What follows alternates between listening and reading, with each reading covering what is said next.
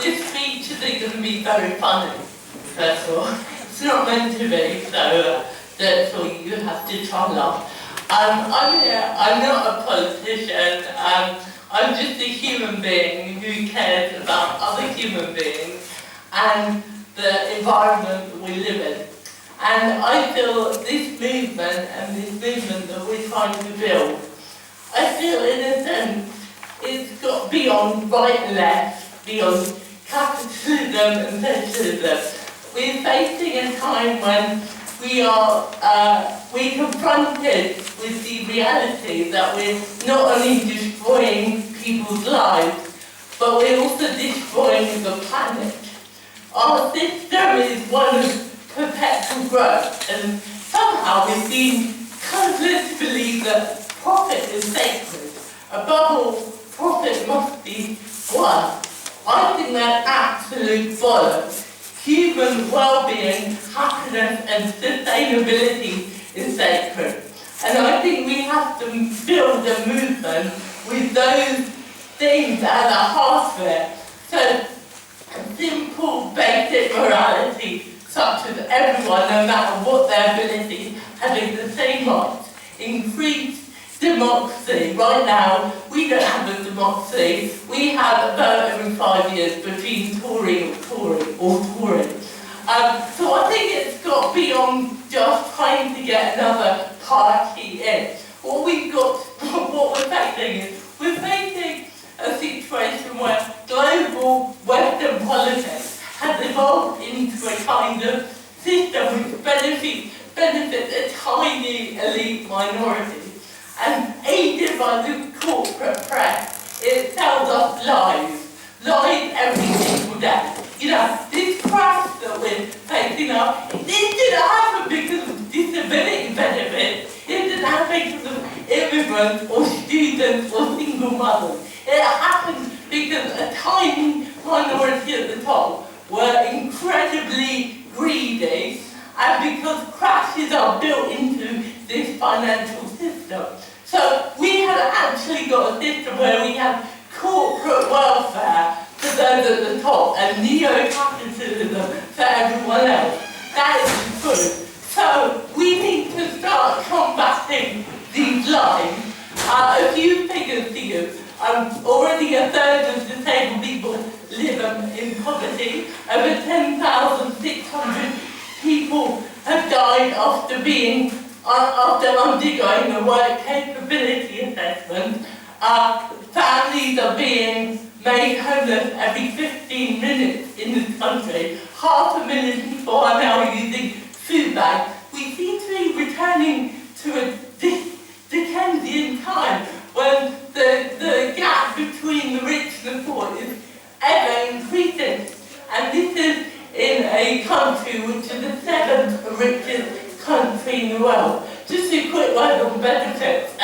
You know, DLA, Disability Living Allowance, the annual bill is, I think, 12.5 billion a year. And the official full rate is 0.5%, adding up to a figure of about 60 million. Now, the new reforms, I love that word, reforms, no, cuts, are costing £710 million to implement alone. Companies like ADOS are being paid £1 billion of that. I'm not good at maths, but this is not about money saving. This is about bringing in a culture where there is no safety net left anymore, and where people in this country now are dying because of having their benefits cut. It's such a desperate situation, and we've all got to stand up, because you know what, 83% of disabilities are required, you know, so that means any one of you can become sick or disabled at any time. Now, we know the right-wing press have been trying to demonise benefit claimants as scroungers, and we know they're trying to almost make it a shameful activity to fund people. I just have to remind us that, you know, that money the government has is our money. We paid it in taxes. It's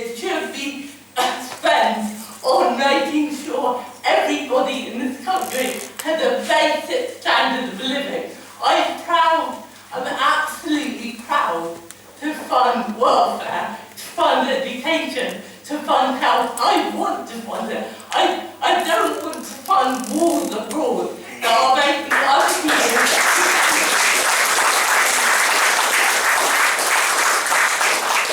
So we really need to challenge this right-wing rhetoric.